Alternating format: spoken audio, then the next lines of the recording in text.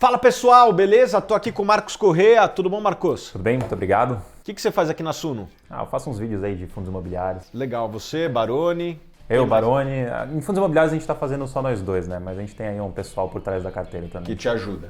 Legal. E hoje a gente vai falar de BTLG, um fundo relativamente novo, né? Do BTG, de logística. Vamos contextualizar aqui. O que faz o BTLG 11? O BTLG ele é um fundo de logística, e se você for ver o nome BTLG, né, quando esse fundo nasceu, faz mais ou menos 2 anos. Só que ele é um fundo... Desculpa. Covid aí pra turma. Mas pode ficar tranquilo, quem tá em casa não pega.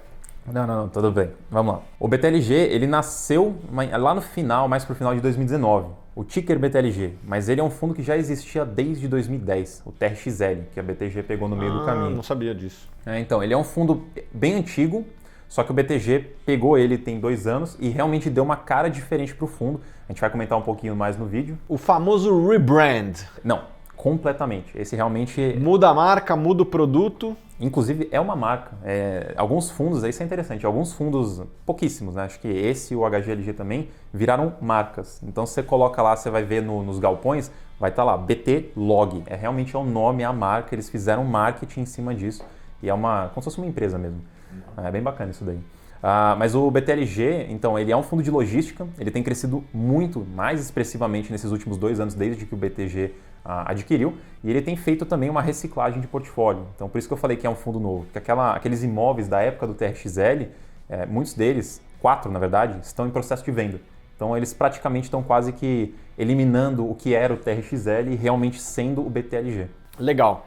E o que temos aqui para apresentar para a turma? A gente vai falar um pouquinho mais do que é o BTLG, né? E também porque tem uma emissão dele pendente.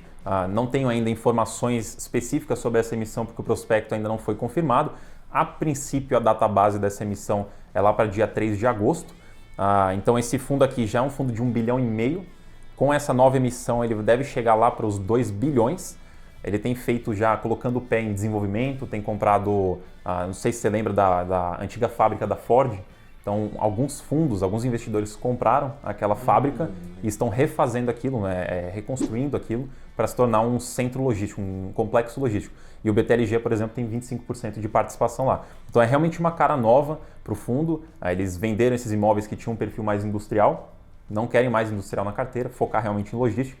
Então, tem esse. O de Jundiaí também, que é um galpão mais novo que eles adquiriram, também tudo qualidade AAA, na maioria, né? Até posso pegar aqui um dado para vocês.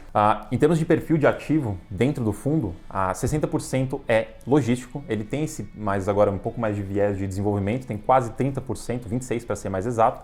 Tem 2% de varejo, 12% de industrial, mas está nesse período de desinvestimento desses imóveis, que foram algumas vendas feitas em parcela. Então, até acho que no meio de 2022, vai ter essas vendas desses imóveis e até lá depois a participação do fundo acaba em industrial. Então realmente é um fundo que está se reinventando, reconstruindo para focar mesmo em logística, portfólio AAA e também imóveis maiores e melhores. Me fala qual que é a diferença de logística e industrial? Claro, logística é mais você ter um imóvel para armazenamento, para aproveitar o transporte, usar aquele imóvel para transportar alguma coisa, como centro de distribuição.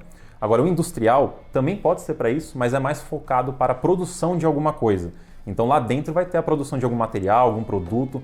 Cria-se uma especificidade maior no imóvel para o inquilino. Então, enquanto logística você consegue adaptar para praticamente qualquer inquilino, o industrial talvez não. O industrial talvez você tenha que remodelar um pouco o imóvel para passar para o inquilino seguinte. Então, tem esse ponto importante. Inclusive, alguns enxergam isso como um possível risco maior. Porque se o inquilino sair de lá, potencialmente fica mais difícil para achar um inquilino diferente. Então, o ponto principal é esse. Logística é mais esse negócio de armazenamento e industrial é mais esse negócio de produção.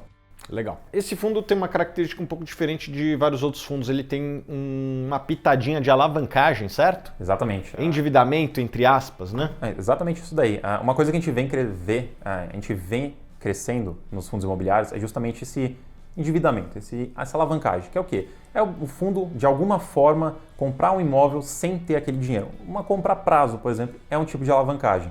E o BTLG é um dos poucos fundos que está colocando o pé nesse desenvolvimento e alavancagem.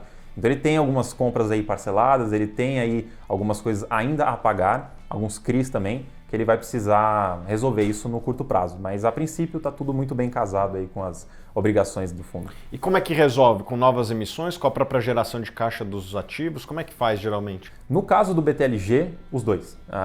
Porque eu mencionei que ele está vendendo alguns ativos. Então parte desse dinheiro já serve para pagar as obrigações. Mas emissões também é o caminho mais comum de se pagar a alavancagem.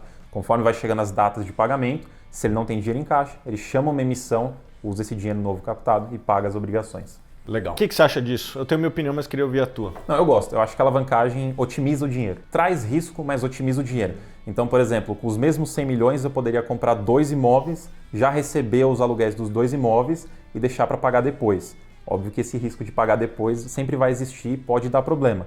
Mas, no geral, eu gosto dessa otimização de ter as compras hoje e depois eu vou pagando. Eu até concordo com você. Na verdade, eu concordo. Eu acho que a alavancagem traz mais risco com mais potencial de retorno. Mas quando dá problema, o problema pode ser grande. Eu, particularmente, sou contra a alavancagem. Óbvio, se for barato e for de um prazo muito longo, beleza. Mas geralmente a alavancagem em compra de imóvel, ela não melhora o ROI, ou melhor, melhora o ROI aumentando o risco também. Eu gosto de empresas ou ativos que consigam melhorar a rentabilidade sem necessariamente aumentar o risco da empresa, né? Tinha cotas de alguns REITs ano passado, né? Tenho até hoje. E, cara, eu confesso que lá fora eu vi muito bem como é que funciona esse negócio de alavancagem. Você dá uma falsa sensação de que você está aumentando, né, o retorno, só que vem uma conta e buf, tudo aquilo que você ganhou durante anos, você entrega tudo e mais um pouco no momento ruim. Então eu particularmente não gosto de alavancagem na compra de imóvel, ainda mais quando tem uma vantagem tributária grande em fundos imobiliários. Lá fora, né, tem a vantagem da tributação, né, então de certa forma você consegue ter um chamado tax shield, né? Não sei nem como é que se fala disso em português, mas de certa forma, quando você compra com uma certa dívida, você abate parte desses juros, né? Na DRE. Agora, no Brasil, como não tem sequer esse benefício em fundo imobiliário, eu particularmente não vejo muita vantagem. Pode ser que seja um bom negócio aí pro BTG, não estou falando especificamente desse caso, mas eu não faço não tenho esse endeusamento à alavancagem. Eu acho que pode adicionar mais retorno, adicionando mais risco na proporção, né? E quando der errado, você pode se dar muito mal. Eu acho que eu gostaria só de destacar duas coisas sobre a alavancagem, né? Que a gente não pode também generalizar, né? Muitas alavancagens, principalmente quando a gente fala do setor de logística, são casadas com contratos atípicos. Então, mais ou menos, você casa sua dívida com um contrato, ou que você recebe, você já paga, e a dívida é menor do que o contrato, então, a princípio, muito tranquilo. Mas tem alguns fundos que fazem esse mesmo tipo de alavancagem, mas com contratos típicos, tipo o mercado de escritório, onde você não tem a segurança de ter... Exato. Foi o que aconteceu, inclusive, né? Então, tem alguns fundos assim, com essa característica, e realmente, você não tem a segurança de que você vai receber o aluguel para depois poder pagar a dívida. E se você tiver o problema de vacância, tiver o problema de alavancagem e ainda não conseguir emitir cotas num valor suficiente ou interessante para o cotista, você perde em 3 pontos. E aí você destrói valor no fundo. Então, realmente, tem que tomar cuidado. Tem que tomar cuidado, tem que ficar de olho. É uma alavancagem baixa, né? 4% do valor dos imóveis. Então, nesse caso específico, é bem tranquilo, não ficaria preocupado com essa alavancagem do BTLG, mas eu acho que é algo que as pessoas deveriam ter consciência antes de investir. Você está tomando risco, eu acho que é bem baixo aqui, tá? É pouca pimenta, não acho que vai dar problema, mas a alavancagem é que nem pimenta, se botar muita, uma hora dá problema aí, né? Então, nesse caso aqui, eu acho que foi só uma pitadinha, não tem problema nenhum, mas é algo para o investidor ficar de olho, né? Qual que é o fundo mais alavancado aí? A gente tem o Galg TRXF, eu não lembro qual dos dois. Os dois são, um é de logística, outro é de varejo. Eu não lembro qual dos dois que é, mas os dois são bem alavancados. Então, esses daí você tem que ficar de olho ali. Eu não vi, não acompanho mais tanto na lupa ali fundo imobiliário, né?